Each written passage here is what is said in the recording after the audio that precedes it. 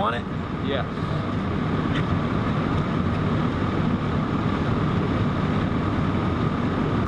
If you could, just go with your name, spell it, which agency you're with.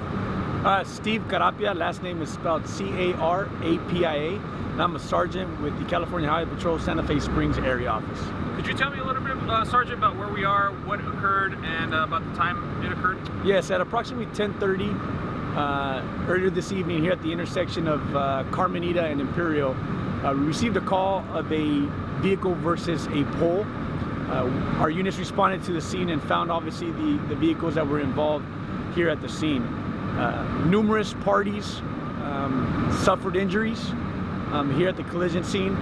Right now we're still trying to investigate what exactly happened. We're actually canvassing the area for video.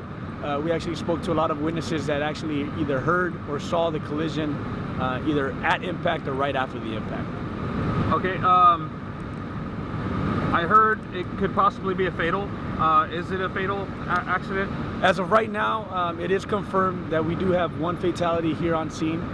Right now, we're obviously waiting for the coroner to respond out here and then do their investigation. But as of right now, it is confirmed one person is deceased that was in one of the vehicles that hit the pole. How many patients did you guys have transported to the hospital? And could you go a little bit about maybe the age or sex of the... I don't have the age of the occupants of the vehicles, but I do know that the vehicle that struck the pole was carrying 6 occupants, and right now possibly that vehicle, it was only designed to carry 5. So obviously we're looking into that type of stuff. We're looking into whether those passengers or occupants of the vehicle were seatbelted in the vehicle prior to the impact. But at this point, obviously, everything's still fluid. We're still trying to determine everything, exactly what happened with the crash. Speed or drugs, alcohol played a factor into this incident? The intrusion into the vehicle that struck the pole, it looks like speed may have contributed to this traffic collision. The intrusion into the vehicle is pretty extensive. Obviously, the vehicle colliding with the pole, like I said, the intrusion is severe. All right. No arrests have been made in connection with this or anything like that? At this time, we're still investigating. We always want to rule out being under the influence of drugs or alcohol. So field sobriety tests were conducted here on scene, but at this point, I don't have the final outcome of those tests. Anything else to add? No. Once again, your name and spell it. Again, Steve, common spelling. Last name is Carapia, C-A-R-A-P-I-A, sergeant with the California Highway Patrol Santa Fe Springs area office. Thank you, Sergeant. Yep. All right, sir. If you could just go with some details about the incident.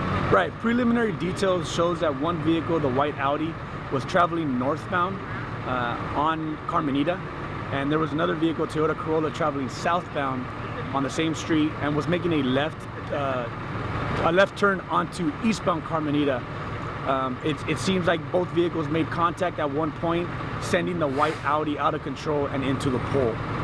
The intrusion into the white Audi was extensive, causing major injuries to several occupants inside the vehicle. All right. And no idea as of yet if drugs or alcohol were involved? Right now, drugs and alcohol wasn't did not play a factor? Right. Drugs and alcohol on one driver did not play a factor. Field sobriety tests were conducted here on scene and was determined not to be under the influence of alcohol and or drugs. In the white vehicle that went into the pole, is the driver the person that's deceased, or was it the passenger? I wouldn't be able to tell you which occupant suffered the fatal injuries. But what I can tell you is that there was 6 occupants in that vehicle, in a vehicle that's designed for 5 passengers. Gotcha. And obviously one of those people were not wearing their seatbelts, or were all of them wearing their seatbelts? At this point, we don't know.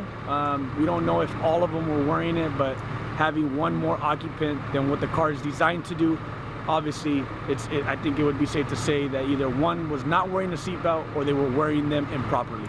Gotcha. All right. Thank you, sir. All right.